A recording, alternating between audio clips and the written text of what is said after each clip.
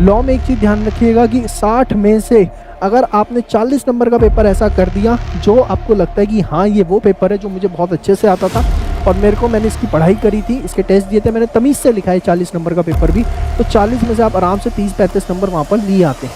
Specific paper यहाँ पर अगर 20 नंबर का आपको हो गया ना तो समझ लेना कि अगर वहाँ 40 और यहाँ 20 आपने कर दिया, लॉ में 101% पास हो जाओगे। ये बहुत ज़बरदस्त स्ट्रैटेजी है जो मैं आपको बता रहा हूँ लॉ BCR के पेपर की। विश्वास मानना, जिसने इस तरीके से पेपर कर लिया, पेपर ठोक के आएगा, पेपर कितना ही मुश्किल हो जाए।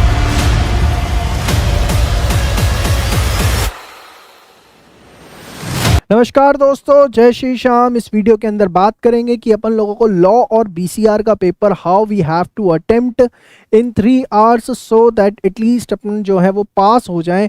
उसके बाद जितने नंबर आ जाएं वो भगवान का आशीर्वाद। चलिए स्टार्ट करते हैं। देखिए सबसे पहले एक चीज़ समझिए कि लॉ के पेपर की अगर मैं बात करूं तो देखिए लॉ का पेपर जो है ना, या तो आपका स्ट्रेट फॉरवर्ड आ जाता है या आपका लॉ का पेपर जो है वो केस स्टडी बेस आ जाता है। अब कितने क्वेश्चन केस स्टडी बेस आएंगे, कितने स्ट्रेट फॉरवर्ड आएंगे, ये कोई भी प्रेडिक्ट नहीं कर सकता। हो सकता है पूरा पेपर स्ट्रेट फॉरवर्ड आ जाए, हो सकता है पूरा पेपर केस स्टडी बेस आ जाए, हो सकता है 50-50 आ जाए। अब हमको क्या करना है वहाँ पर, इस चीज़ को समझो। देखो स्ट्रेट फॉरवर्ड पेपर जो आता है ना, हमेशा बच्चों के लिए ज़्यादा नुकसानदायक होता है as compare to case study base paper. ऐसा क्यों बोल रहा हूँ मैं? ऐसा इसलिए बोल रहा हूँ क्योंकि स्ट्रेट फॉरवर्ड पेपर के अंदर क्या होता है कि आपको ना वही लिखना होता है जो आपके दिमाग के अंदर है। अगर आपको याद नहीं आई चीज़ें तो आप कुछ नहीं लिख पाओगे। केस स्टडी बेस पेपर के अंदर क्या होता है कि जब आप फैक्ट्स को पढ़ते हो ना, केस स्टडी को पढ़ते हो, तो आपको कुछ कुछ चीज़ें रिकॉल हो जाती हैं कि आपने कुछ इससे रिलेटेड पढ़ा था या नहीं पढ़ा था, और फिर आप कुछ केस स्टडी से उठाते हो, कुछ अपना मिक्स करते हो और मिला मिलू के वहाँ पर कुछ ना कुछ लिख के आ जाते हो। तो सबसे पहले आप ये चीज़ समझिए कि केस स्टडी बेस पेपर आपके लिए फ्रूटफुल रहेगा अगर जो भी आता है। तो आपने सबसे पहले एग्जाम में यही करना है कि केस स्टडी बेस पेपर जितना भी है, आप क्या करेंगे, सारी की सारी केस स्टडीज़ को एक बार फटाफट रीड कर लेंगे, और वहाँ पर जो केस स्टडी आपको लगता है कि यार ये केस स्टडी का जो है अपन लोगों ने पढ़ा हुआ है, इससे मिलता जुलता और ये मैं बड़ा कंफर्टेबली लिख पाऊंगा, तो आप सबसे पहले जो है ना उन क्वेश्चंस को अटेंड करने की कोशिश करेंगे। स्ट्रेट फॉरवर्ड क्वेश्चंस को जो है ना आप स्पेस छोड़ते हुए चलिए। फॉर एग्जांपल मैं इसका आपको सीधा सा फॉर्मूला बता देता हूँ कि अगर आपके पास 2 से 3 नंबर का क्वेश्चन आया है, ठीक है ना, तो आप उसके लिए 1 पेज ब्लैंक छोड़ के चलिए। अगर आपके पास सपोज 4 नंबर, 5 नंबर, 6 नंबर का क्वेश्चन आया तो आप 2 पेज ब्लैंक छोड़ दीजिए। इसको मत करिए। अब ये ब्लैंक क्यों छोड़ने कि सपोज क्वेश्चन नंबर 1 आया, क्वेश्चन नंबर 1 के अंदर जो है suppose A part, B part, C part और D पार्ट, 4 पार्ट हैं, ठीक है ना। अब समझिए कि सपोज A और B तो आ गए केस स्टडी बेस, ठीक है ना, और ये आ गए आपके स्ट्रेट फॉरवर्ड क्वेश्चन। तो मैंने आपको क्या बोला है कि आपको पहले केस स्टडी बेस करना है। पूरा पेपर जो जो केस स्टडी आती है सबसे पहले वो आपको उठा लेने हैं। केस स्टडी बेस करने के बाद आपको क्या करना है कि जो स्ट्रेट फॉरवर्ड अब C और D है, क्योंकि हमें एक क्वेश्चन के सारे पार्ट्स एक ही जगह करने होते हैं, तो स्ट्रेट फॉरवर्ड के लिए आप स्पेस छोड़ दीजिए। और स्पेस कितना छोड़ना है? 2 से 3 नंबर का क्वेश्चन है तो 1 पेज छोड़ दो, 4, 5, 6 का है तो 2 पेज आप छोड़ दो।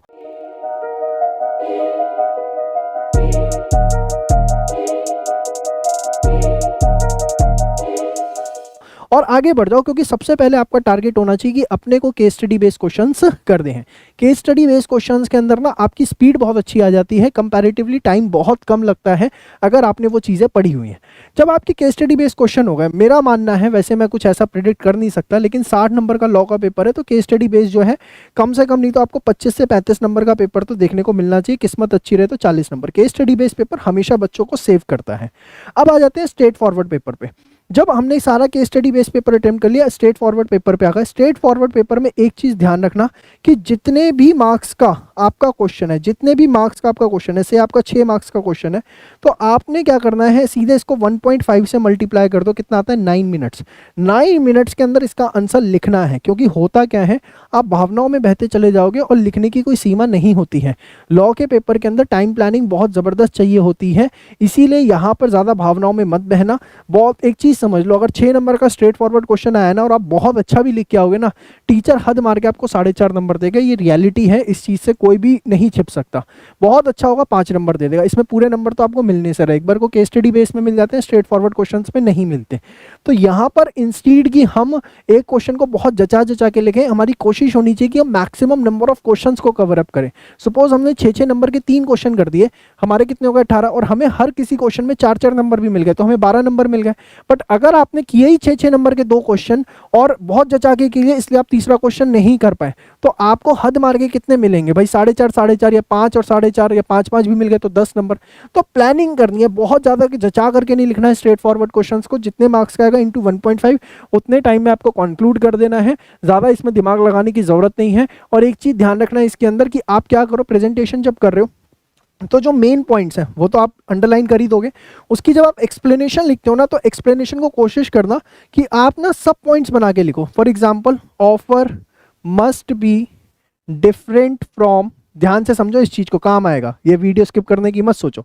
इनविटेशन टू ऑफर, अब देखो एग्जाम में एक तो इन्हें ये शॉर्ट फॉर्म मत लिख के आना, इसके नंबर कट जाते हैं। अब जैसे हमने इसकी एक्सप्लेनेशन लिखनी है तो जनरली क्या होता है कि हम इसकी एक्सप्लेनेशन को क्या करते हैं, इसके आगे से शुरू कर देते हैं। नहीं, हम क्या करें कि सब पॉइंट्स बना करके जितना लिखेंगे खुला खुला उतना वो जो है हमारे लिए ज्यादा काम करेगा स्ट्रेट फॉरवर्ड क्वेश्चन के अंदर। ठीक है, लॉ के पेपर को हमें कोशिश करनी है कि मैक्सिमम 1.5 घंटे से लेके 1.45 मतलब 1.25 घंटे के अंदर मैक्सिमम जो है लॉ का पेपर निपट जाए। कोशिश ये करिएगा, ये आपके लिए अच्छा रहेगा। फिर रेस्ट ऑफ द टाइम जो है आप सारा का सारा जो है बीसीआर के पेपर को देंगे। लॉ में एक चीज ध्यान रखिएगा कि 60 में से अगर आपने 40 नंबर का पेपर ऐसा कर दिया जो आपको लगता है कि हाँ ये वो पेपर है जो मुझे बहुत अच्छे से आता था और मैंने इसकी पढ़ाई करी थी, इसके टेस्ट दिए थे, मैंने तमीज से लिखा है 40 नंबर का पेपर भी, तो 40 में से आप आराम से 30-35 नंबर वहाँ पर लिए आते हैं। पैनिक होने की जरूरत नहीं है क्योंकि बीसीआर भी है 40 नंबर का, वहाँ पे भी आपको मार्क्स मिलेंगे। फिर बीसीआर पे आइए, बीसीआर को अटेम्प्ट करने की स्ट्रैटेजी क्या होनी चाहिए। देखिए बीसीआर के अंदर ना 2 तरह का पेपर होगा। एक तो पेपर होता है स्पेसिफिक पेपर। स्पेसिफिक पेपर जैसे उसने आपको बोल दिया भाई एक्टिव है पैसिव में चेंज करो, डायरेक्ट है इनडायरेक्ट में चेंज करो, कम्युनिकेशन में कोई टॉपिक पूछ ले, तो वो स्पेसिफिक पेपर हो गया। एक आता है आपको जनरल पेपर। जनरल पेपर जैसे क्या हो गया, जनरल पेपर हो गया लाइक कि आर्टिकल दे दिया उसने, रिपोर्ट राइटिंग दे दी, कोई रैंडम टॉपिक्स जहां पर आपको दे दिए जाते हैं, पैराग्राफ राइटिंग दे दी, तो वो हो गए जनरल पेपर। तो सबसे पहले कोशिश करनी है कि आप स्पेसिफिक पेपर को करें। स्पेसिफिक पेपर जहां पर टू द पॉइंट आंसर लिखने होते हैं, जैसे मैंने आपको बताया कम्युनिकेशन वाला हो गया, एक्टिव पैसिव हो गया, ठीक है ना, डायरेक्ट इनडायरेक्ट हो गया, ठीक है ना, इस तरह का वोकैबुलरी हो गया, ईडियम्स हो गई। तो ये सब अगर आपको आता है ना तो सबसे पहले स्पेसिफिक पेपर करिए। जनरल पेपर जो कि आर्टिकल राइटिंग हो गया आपका, या रिपोर्ट राइटिंग हो गया, ठीक है, या पैराग्राफ राइटिंग हो गया, या प्रिसाइज राइटिंग हो गया, इस सब को ना कोशिश करिए एंड में लिखें। क्यों? क्योंकि इसमें ना सोचना पड़ता है और सोचने में कितना समय लग जाता है इंसान को कभी नहीं पता लगता। और यहाँ पर क्या ना बहुत जचा के भी लिख के आओगे तो बहुत ज़्यादा नंबर नहीं मिलते। स्पेसिफिक पेपर में क्या अंदर होता है, आपने टू द पॉइंट बातें लिख दी, आपको नंबर मिल जाते हैं। तो लॉ में भी ये बात ध्यान रखनी कि अपने को सबसे पहले केस स्टडी बेस करना है, फिर क्या करना है स्ट्रेट फॉरवर्ड। और बीसीआर में भी कि स्पेसिफिक वालों को पहले करें और जनरल वालों को बाद में करें। स्पेसिफिक पेपर यहाँ पर अगर 20 नंबर का आपको हो गया ना तो समझ लेना कि अगर वहाँ 40 और यहाँ 20 आपने कर दिया, लॉ में 101% पास हो जाओगे। ये बहुत ज़बरदस्त स्ट्रैटेजी है जो मैं आपको बता रहा हूँ लॉ बीसीआर के पेपर की। विश्वास मानना, जिसने इस तरीके से पेपर कर लिया, पेपर ठोक के आएगा। पेपर कितना ही मुश्किल हो जाए उसको लगेगा कि भाई पेपर था मुश्किल, हो सकता है लेंदी हो सकता है, मुश्किल हो सकता है, कुछ भी हो सकता है, लेकिन मैं इस पेपर के अंदर पास हूँ क्योंकि मैंने सिर्फ स्ट्रैटेजी को फॉलो किया।